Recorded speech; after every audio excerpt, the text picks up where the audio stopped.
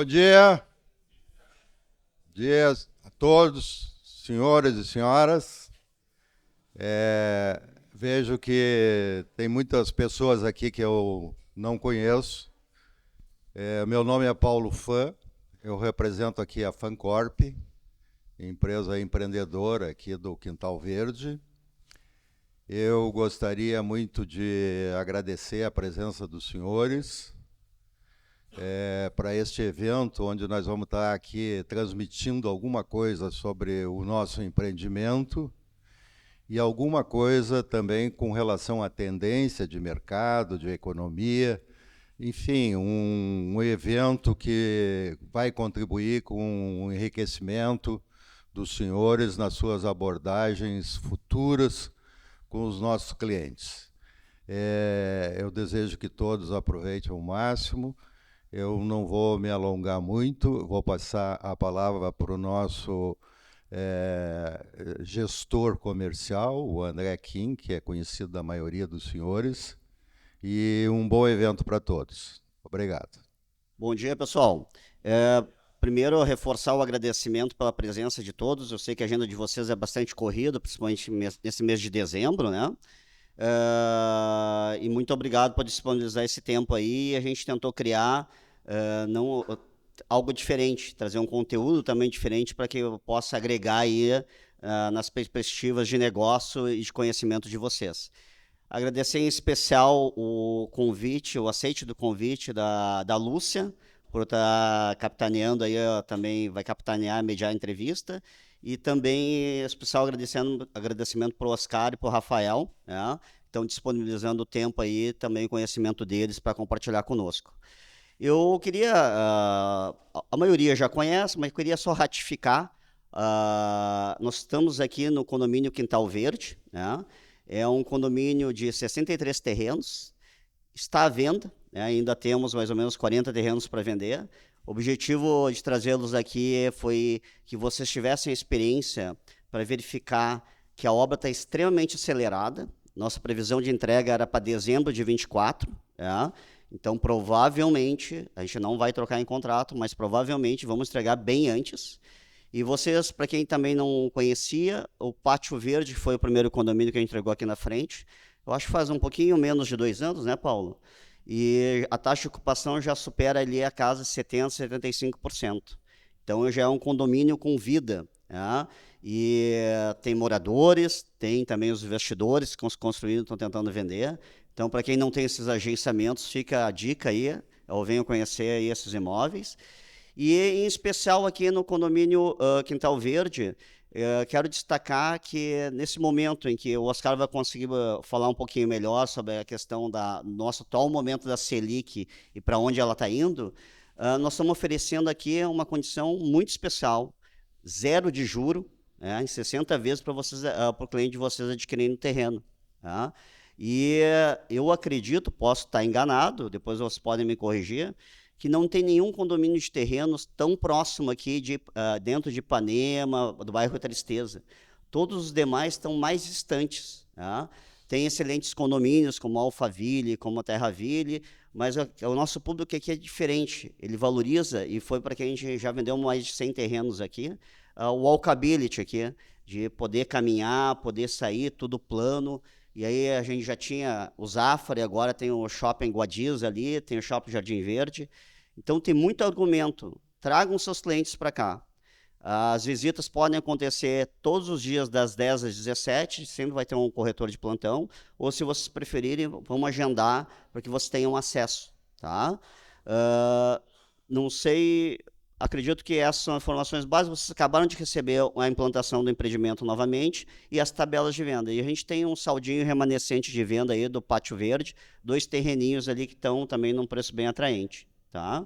O primeiro, então, já iniciar aqui, esse projeto é um projeto que a Fancorp está iniciando agora em dezembro de 23, que é um Talk Fancorp. A ideia é de uma periodicidade aí, talvez de 60 dias, um pouco menos, sempre trazer um conteúdo diferente para todo mundo do mercado imobiliário estar acompanhando tendências, estar acompanhando assuntos, conteúdos que estão em destaque aí e compartilhar tudo isso para enriquecer cada vez mais a abordagem de vocês. Lúcia, vou te passar a palavra aqui. Obrigado.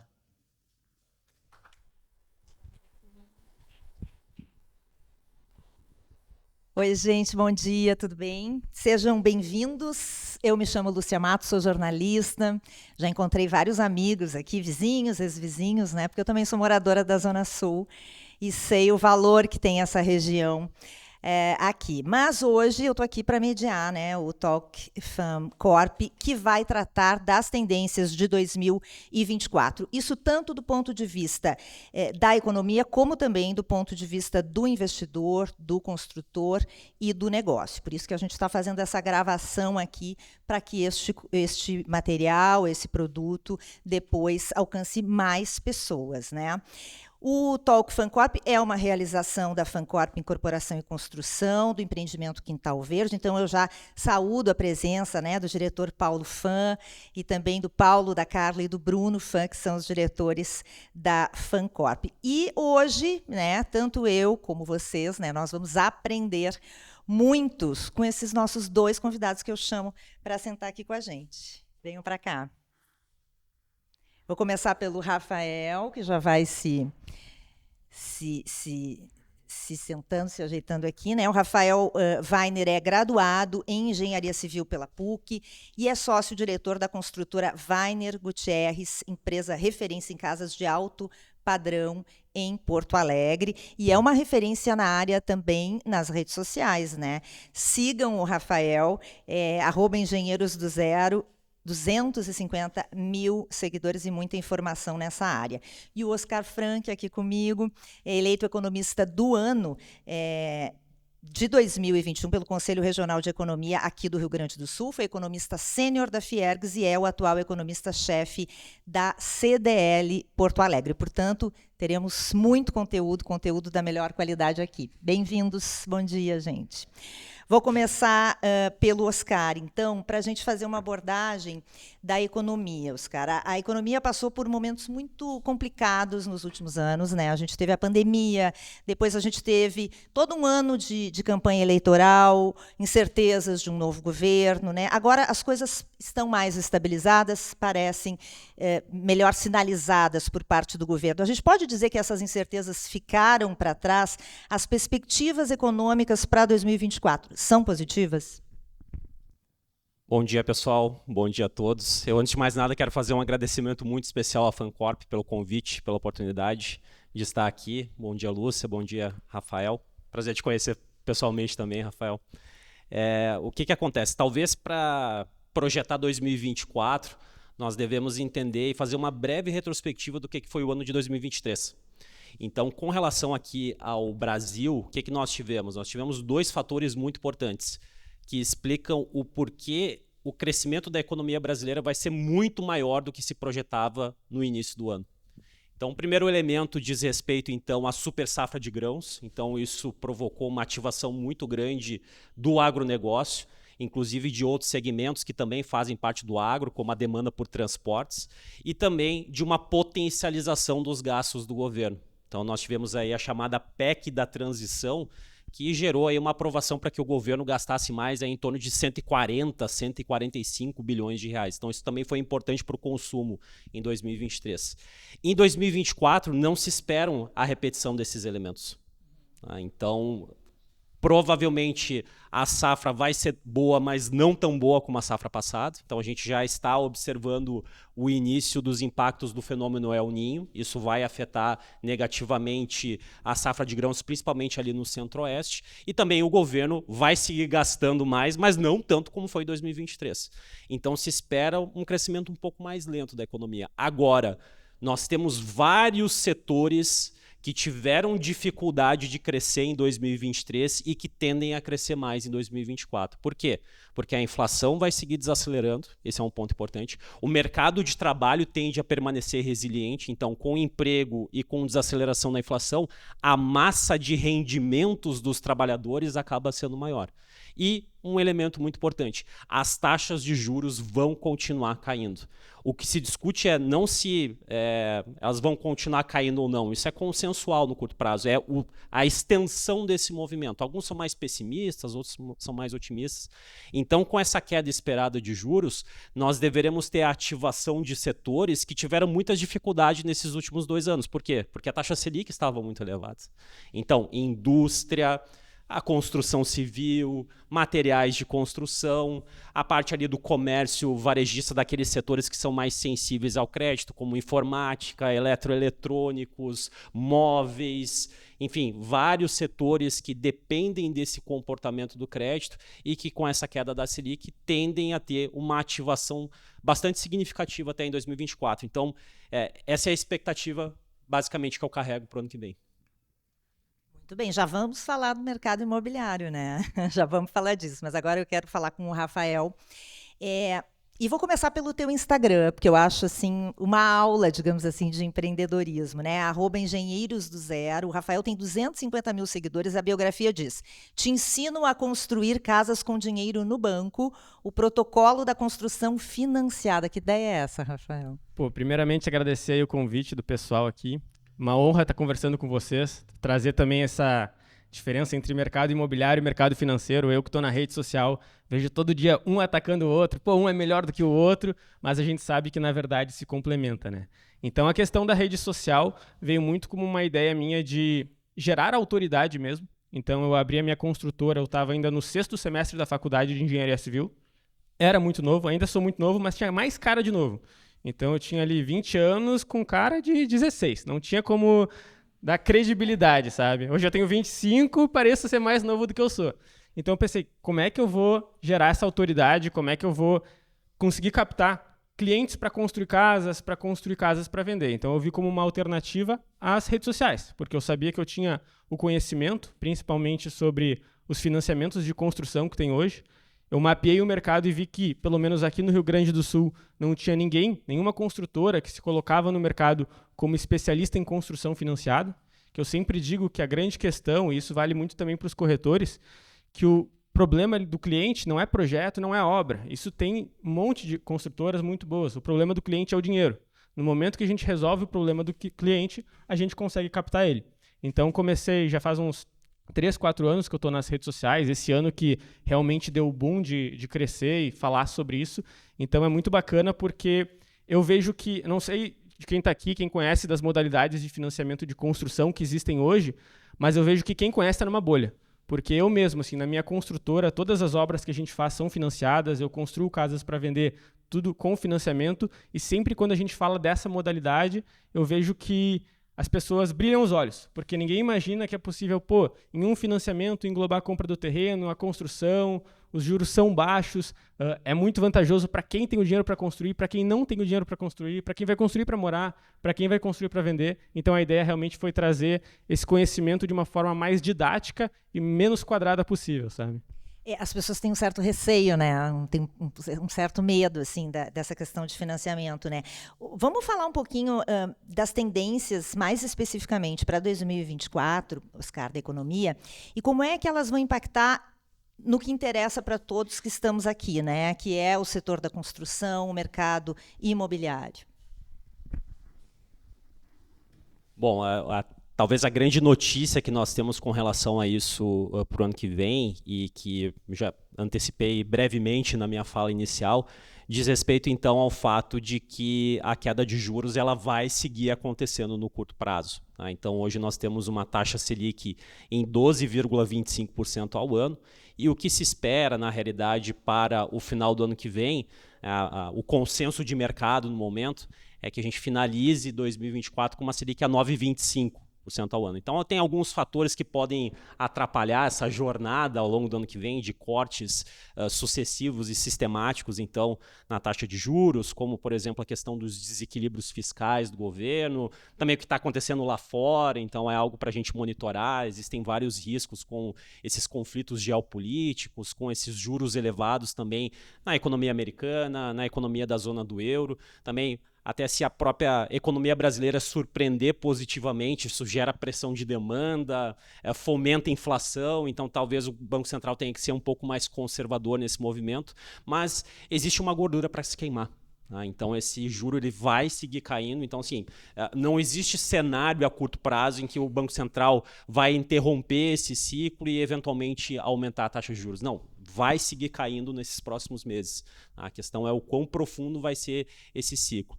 E a respeito do setor imobiliário, é interessante notar, é um setor que reage com defasagem ao ciclo econômico.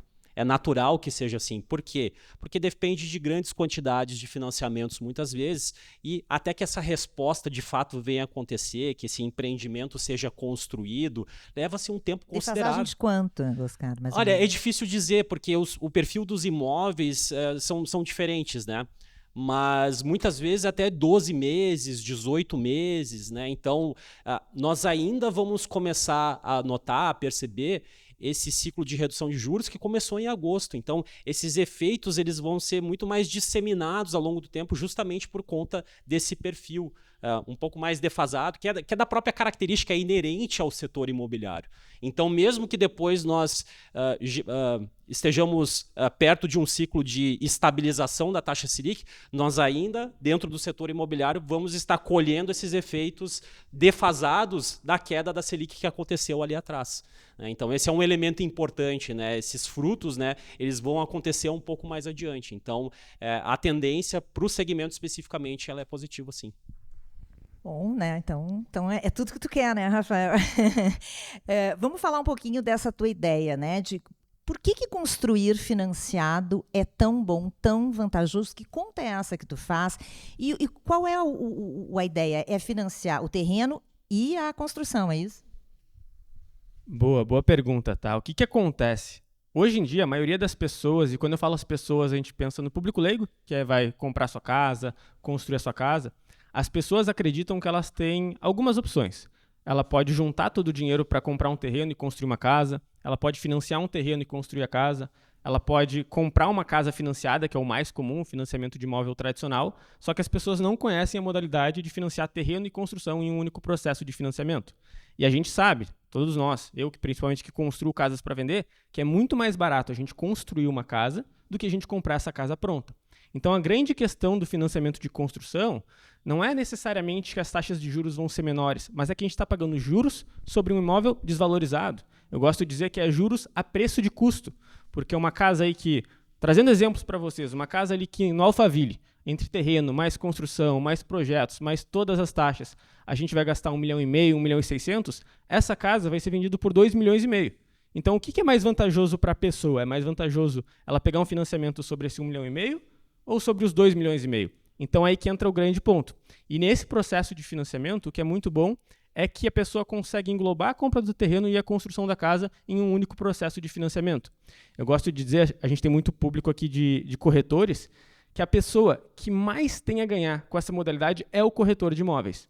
Porque eu acho que um dos grandes problemas na profissão de corretor de imóveis é que falta recorrência, né? Então, tá sempre procurando novos clientes. Mas imagina se tu conhece sobre essa modalidade de financiamento, tu mostra que as pessoas podem construir casas para vender utilizando 20% do preço de custo dessa casa, utilizando financiamento, descapitalizando um valor baixo. O corretor de imóveis vai ganhar comissão na venda do terreno e vai ganhar comissão na venda da casa. E esse cara que está construindo uma casa para vender, ele não vai querer parar por ali, porque ele vai tirar um baita de um lucro no final. Então, no outro ano, ele vai comprar outro terreno e construir essa casa. Então, a grande vantagem dessa modalidade é justamente também pensar em construir para vender. Porque todo mundo sabe que construir para vender é um negócio altamente lucrativo, mas a grande dificuldade é a barreira de entrada, né? Comprar terreno é caro, construir uma casa é caro. Se a gente consegue fazer isso com a maior parte do dinheiro do banco, é ótimo. E até trazendo ali, complementando ali o que o Oscar falou, né, sobre a questão da economia, esse ano foi bem complicado, assim, em relação a financiamentos. Como a taxa Selic estava muito alta, o pessoal fazendo muitas retiradas da poupança, a gente estava com muita dificuldade de conseguir verba para financiamento. Então, a gente aprovava crédito, chegava lá e o banco não liberava o financiamento. Então, isso é ruim para todo mundo, para quem compra, para quem constrói. Agora, com essa tendência de queda da Selic, vai facilitar demais o crédito, né? Então, eu acho que esse é o grande ponto. Além da questão dos juros diminuir, vai ser mais fácil conseguir fazer todo esse processo, né? Mas tu achas que investir na construção, né, através do financiamento, é melhor do que investir no mercado financeiro, Rafael? Com certeza. Eu coloco todo o meu dinheiro no mercado imobiliário, eu gosto muito também do mercado financeiro, mas eu sempre brinco assim que o financiamento, e não só de construção, mas financiamento no geral, é o que faz com que o mercado imobiliário, o mercado financeiro talvez nunca consiga bater o mercado imobiliário. Que é justamente porque pensa assim, eu vou fazer um imóvel de R$1 milhão, só que eu vou usar só 200 mil do meu bolso. E no final eu vou vender esse imóvel por R$1,5 milhão. Ou seja, tira a comissão, tira imposto, bota 400 mil de lucro. Eu transformei 200 mil reais em um ano e meio, em um lucro de 400 mil, transformei em 600 mil.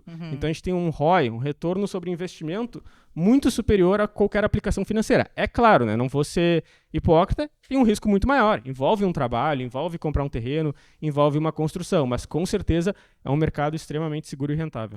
Eu não vou botar o economista numa saia justa, vou fazer uma pergunta mais sutil. É um bom negócio investir no mercado imobiliário? Olha, o investidor ele precisa entender aquilo que faz sentido para ele. Então isso é muito importante, porque os perfis eles são diferentes. Então, na realidade, não tem certo e errado. Isso precisa fazer parte dentro da estratégia que o investidor está desenvolvendo.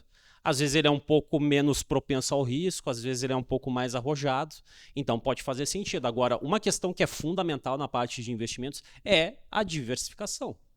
Isso é muito relevante, inclusive para quem é mais conservador. Né? Nada impede que se faça uma fezinha de uma pequena parte com relação a um investimento um pouquinho mais arriscado, buscando uma rentabilidade um pouco maior. E aí, com relação ao mercado imobiliário, é importante tomar alguns cuidados, né? Sempre, né? Como qualquer tipo de investimento. Ou seja, o imóvel que eu estou querendo adquirir, ele é para fins comerciais ou para fins residenciais? Existe algum tipo de potencial com relação a ganhos no futuro, de valorização? Eu adquiro aquele imóvel pensando em especular vendendo mais adiante ou eu quero alugar? Isso depende da estratégia de cada um. Eu também preciso checar eventualmente se a incorporadora tem algum tipo de problema, o imóvel especificamente, se as averbações estão ok, alguma pendência jurídica, tributária. Então, é necessário saber o que se está fazendo. A partir do momento que se tem todos esses dados e informação é fundamental para a tomada de decisão, pode fazer todo sentido. Agora, entender qual que é a estratégia, se isso faz parte exatamente daquele perfil que eu estou traçando como investidor. É isso que o Oscar falou, é uma questão bem importante, né? Qual é a importância no pré-preparo, digamos assim, né? De fazer um investimento nisso? E qual a importância de estar trabalhando com uma incorporadora, uma construtora corretas, né?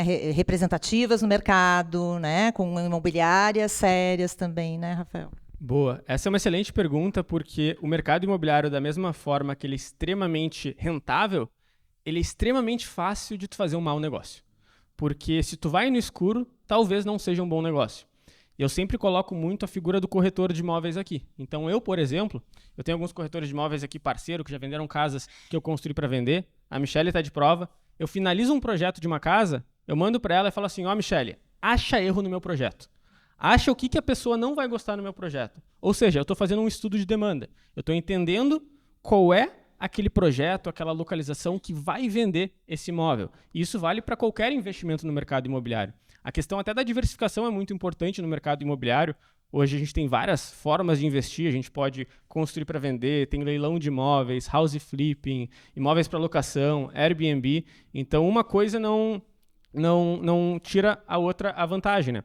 E também essa grande questão de entender qual é o teu perfil, porque realmente, todo mundo vai ter um dinheiro ali no mercado financeiro, é extremamente importante, mas no próprio mercado imobiliário, cada pessoa vai ter o seu perfil. Então, tu está disposto a passar por uma obra, esperar um ano e meio, ter que lidar ali com uma construtora, ou não, quero colocar meu dinheiro ali em alguma coisa mais rápida, comprar um apartamento desvalorizado e vender. Mas o grande ponto, eu acho que é fazer realmente esse estudo de demanda, né? O maior problema do mercado imobiliário é a liquidez. É o tempo que vai demorar para a gente vender aquele imóvel, para a gente conseguir alugar aquele imóvel. A gente acertando isso, e esse acerto ele vem antes de qualquer investimento, ou seja, primeiro eu entendo o que é rentável, o que tem liquidez, aí a gente parte para o investimento. Aí sim ele se torna seguro e rentável.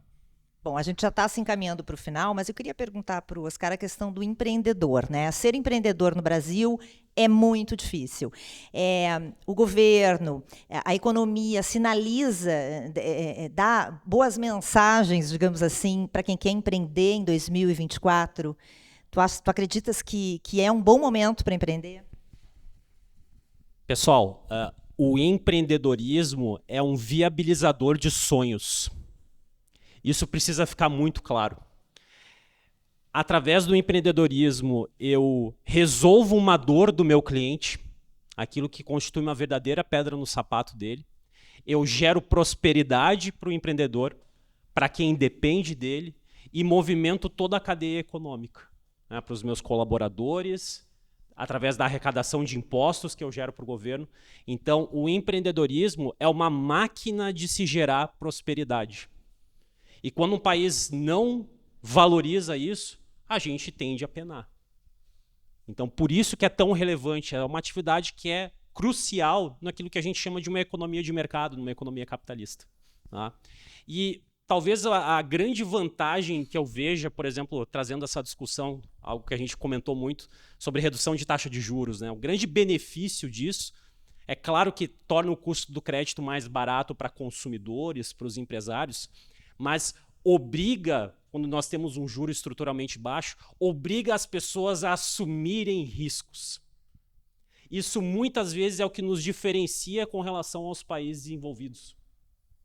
Porque nós somos obrigados a fazer isso, nós saímos de uma situação de rentismo e nos obrigamos a focar os nossos esforços em atividades empreendedoras.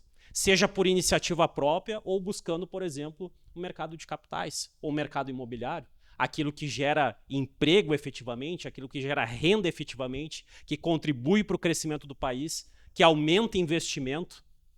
Então, isso que eu vejo como sendo muito importante.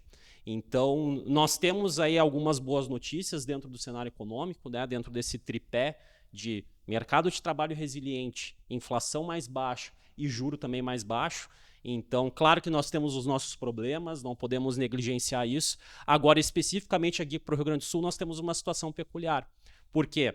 Porque a expectativa é de uma safra mais normal agora, no ciclo 23-24. Nós sofremos diferentemente com relação a outras regiões por conta do El Niño. Então, se nós tivermos uma safra normal e, ao que tudo indica, também uma retomada da indústria, a indústria também sofreu bastante em 2023, nós temos boas condições de gerar uma recuperação cíclica, um crescimento próximo a 5% aqui no estado do Rio Grande do Sul. Tá? Então, é algo que é relevante e a gente também precisa ter no cenário para o ano que vem. Então, vou pedir uma mensagem de encerramento para vocês dois, né? Começar aqui pelo Rafael. Perspectivas são boas, né, na área da economia, de que seja um período extremamente positivo. Rafael, tu tá otimista com o ano que vem? Tô bem otimista, tá? Também tô otimista até o cenário atual. Eu gosto de dizer que agora é o momento certo para quem quer comprar, por mais que vai diminuir a taxa de juros, e isso vocês, a grande maioria, como corretores, têm que passar para os clientes de vocês, porque no momento que a taxa de juros começa a baixar, o mercado imobiliário ele fica muito eufórico, né? Então todo mundo começa a comprar. Todo mundo comprando, os preços vão lá para cima. Então terrenos, imóveis ficam mais caros. Então a gente comprando agora, a gente consegue depois fazer uma portabilidade, renegociar a taxa de juros. Mas agora a gente tem muito poder de negociação. Então eu acho que agora é um ótimo momento. 2024 vai facilitar esse crédito e realmente vai ficar muito mais fácil. E o grande ponto, a grande mensagem que eu queria trazer é que tudo que eu consegui conquistar na minha vida tão novo ainda foi por causa de passar o conhecimento que eu tenho adiante. Então, às vezes eu vejo que o mercado imobiliário ele é muito cru mesmo, assim. Então, às vezes eu vou vender casas, o corretor chega e eu falo assim, essa casa é financiada, eu preciso de um financiamento que vai quitar o meu financiamento. Ele não sabe do que eu estou falando, sabe? Então, vendendo casas caras. Então, busquem conhecimento. Se vocês têm um conhecimento, passem isso adiante, porque eu acredito que todo mundo, tendo mais conhecimento, o mercado imobiliário ganha como um todo. Tivemos 2 aulas aqui hoje, né? Vou te pedir a tua palavra final, então. Tá otimista? A tua área é difícil, né, Oscar? Mas se tu tá otimista, a gente fica também. Vamos dizer assim, eu estou cautelosamente otimista para 2024. Oh, melhor que nada. Me saí bem? Então... Exato. Então, é claro, pessoal, que nós temos as nossas dificuldades, né? Não podemos negligenciar isso. Basta observar o que está acontecendo lá fora, isso impacta aqui dentro, né? O Rio Grande do Sul e o Brasil não são uma ilha em relação ao que acontece lá fora, então esse é um elemento importante. As questões fiscais, né? Os economistas insistem tanto a respeito disso, né? E do tipo de impacto que isso pode gerar em termos de aumento de risco com relação à economia brasileira, é algo para a gente monitorar também, sem sombra de dúvidas, o El Niño, mas nós temos esses outros elementos que pegam muito pelo lado do consumo, então isso é muito importante. E também a redução de taxa de juros tende a impactar favoravelmente os investimentos. E o investimento é a mola propulsora do crescimento da economia, pensando a médio e longo prazo. Se nós investimos, né, em máquinas, em equipamentos, em softwares, isso garante um crescimento perene da nossa economia. Então, com juros mais baixos, a gente tende a ter essa ativação e vamos torcer que siga assim para 2025 em diante com essas perspectivas também. Muito bom, Oscar Frank, que esteve aqui com a gente, eleito economista do ano em 2021 pelo Conselho Regional de Economia do Rio Grande do Sul, foi economista sênior da Fiergs, é atual economista-chefe da CDL Porto Alegre e está nas redes sociais também, empreendendo lá. Sigam o Oscar, @oscar.frank.junior. E o Rafael Weiner, @engenheiros do zero, 250 mil seguidores, engenheiro civil graduado pela PUC, sócio-diretor da construtora Weiner Gutierrez, empresa referência em casas de alto padrão aqui em Porto Alegre, @engenheiros do zero. Eu agradeço muito a participação de vocês aqui, espero que tenha sido tão proveitoso para vocês quanto foi para mim. Quero agradecer a Buzz, Inteligência Imobiliária, na pessoa do André Kim, que me convidou para mediar esse papo, saudar a iniciativa da Fancorp, Incorporação, Construção e do empreendimento Quintal Verde, que realizaram esse Talk Fancorp para discutir as tendências para 2024 e os panoramas do mercado para o próximo ano, que seja um baita ano para todos nós. Excelente final de ano para todo mundo, gente.